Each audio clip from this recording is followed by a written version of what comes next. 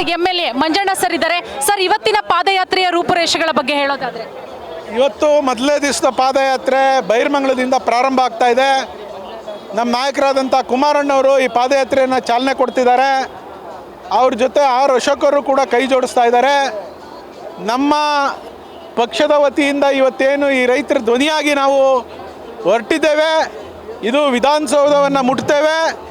ಇವತ್ತು ಈ land acquisition ವಿರುದ್ಧ ಏನು ನಮ್ಮ ಹೋರಾಟ 500 ದಿನದಿಂದ ಸಾಗಿದೆ, ಆ ರೈತರ ಧ್ವನಿಯಾಗಿ ಆ ರೈತರಿಗೆ ಸಂಕಷ್ಟದಲ್ಲಿರ್ತಕ್ಕಂಥ ಸಂದರ್ಭದಲ್ಲಿ ಇಡೀ ನಮ್ಮ ಪಕ್ಷ, ಇಡೀ ನಮ್ಮ ರಾಜ್ಯದ ಮೂಲೆ ಮೂಲೆಯಿಂದ ಬಂದಿರತಕ್ಕಂಥ ನಮ್ಮ ನಾಯಕರುಗಳು, ಕಾರ್ಯಕರ್ತರು ಇವತ್ತೆಲ್ಲ ಅವರಿಗೆ ಆತ್ಮಸ್ಥೈರ್ಯವನ್ನು ತುಂಬಲಿಕ್ಕೆ, ಧೈರ್ಯವನ್ನು ತುಂಬಲಿಕ್ಕೆ ನಾವಿದ್ದೇವೆ ಎನ್ನುವಂಥ ಸ್ಪಷ್ಟ ಸಂದೇಶವನ್ನು ಕೊಡಲಿಕ್ಕೆ ಇವತ್ತು ನಾವು ಈ ಪಾದಯಾತ್ರೆನ ಹೊರಟಿದ್ದೇವೆ.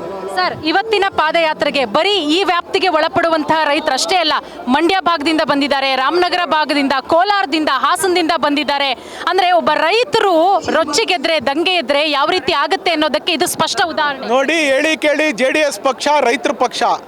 ರೈತ ರಾಜ್ಯದ ಯಾವುದೇ ಮೂಲೆಯಲ್ಲಿ ಸಂಕಷ್ಟದಲ್ಲಿದ್ದಾಗ ಕೂಡ ಇಡೀ ರಾಜ್ಯದ JDSನ ಕಾರ್ಯಕರ್ತರು ಅಲ್ಲೋಗಿ ನಿಂತು ಅವ್ರಿಗೆ ಆತ್ಮಸ್ಥೈರ್ಯವನ್ನು ತುಂಬುವಂಥದ್ದು, ಅವರ ಕಷ್ಟದಲ್ಲಿ ಭಾಗಿಯಾಗುವಂಥದ್ದು ನಮ್ಮ ಆದ್ಯ ಕರ್ತವ್ಯ. ಆ ನಿಟ್ಟಿನಲ್ಲಿ ಇಡೀ ರಾಜ್ಯದ ಮೂಲೆ ಮೂಲೆಯಿಂದ ಕೂಡ ಇವತ್ತು ಈ ರೈತ ಪಕ್ಷ ಅಂತೇಳಿ ಎದ್ದೇಳಿ ಇವತ್ತು ನಮ್ಮ ರೈತರು ಪರವಾಗಿ ನಮ್ಮ ಕಾರ್ಯಕರ್ತರು ಬಂದಿದ್ದಾರೆ. ಅವ್ರಿಗೆಲ್ರಿಗೂ ಸ್ವಾಗತ ಮಾಡ್ತಾ ಇದ್ದೀನಿ. 3 ದಿವಸ ಈ ಸ್ಪಷ್ಟವಾದಂಥ ಈ ಪಾದಯಾತ್ರೆ ಇವತ್ತು ನೈಜತೆಯಿಂದ ನಾವು ಈ ಡೋಂಗಿ ರಾಜಕಾರಣವನ್ನು, ಈ ಡೋಂಗಿ ಪಾದಯಾತ್ರೆಯನ್ನು ಕಾಂಗ್ರೆಸ್ಸಿಗರು ಏನು ಮಾಡ್ತಾರೆ ಅದಲ್ಲ, ಇದು ಸತ್ಯವಾದಂಥ ಪಾದಯಾತ್ರೆ ಅಂತ ತೋರಿಸ್ಲಿಕ್ಕೆ ನಮ್ಮ ಕಾರ್ಯಕರ್ತರು, ನಮ್ಮ ಮುಖಂಡರುಗಳು, ನಮ್ಮ ನಾಯಕರು ಹೊರಟಿದ್ದಾರೆ. ಅದನ್ನು ಇವತ್ತು ತೋರಿಸ್ತೀವಿ. ಈಗ ಸರ್, ಈ ಬಿಡದಿ ಟೌನ್ಶಿಪ್ ಪರ ಒಂದಷ್ಟು ರೈತರುಗಳಿದ್ದಾರೆ. ಆಲ್ರೆಡಿ ಚೆಕ್ಗಳನ್ನು ಕಲೆಕ್ಟ್ ಮಾಡ್ಕೊಂಡು ನೋಡಿ ನಮ್ಮ ಅಕೌಂಟಿಗೆ ದುಡ್ಡು ಬಂತು ಅಂತ ತೋರಿಸಿದ್ದಾರೆ. ಸೊ ಅವರ ಹೋರಾಟ ಜೊತೆಗೆ ವಿರುದ್ಧಿಸಿ ಒಂದಷ್ಟು ಜನರ ಹೋರಾಟ. ಪರ ಇರೋರ ಬಗ್ಗೆ ಏನು ಹೇಳ್ತೀರಾ ಸರ್?